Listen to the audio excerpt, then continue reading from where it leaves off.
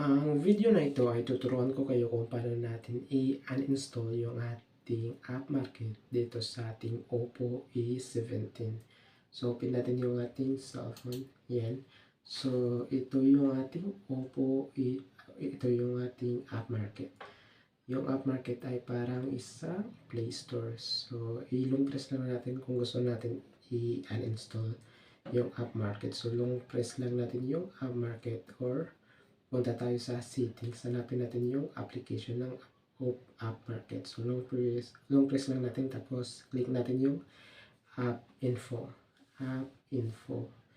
Dito ay i-disable natin bago natin i-force stop para hindi na ito gumana. But katulad na rin na pag uninstall yung app market. So disable muna, disable app. I-disable natin yung application, tapos i-force stop para hindi na ito mag-run dito sa ating application nito app market. So force stop.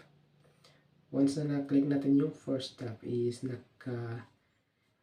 naka-disable na yung ating application dito sa app market. Ayun, so ganun lang kasimple kung paano natin i-uninstall yung app market dito sa ating Oppo A17.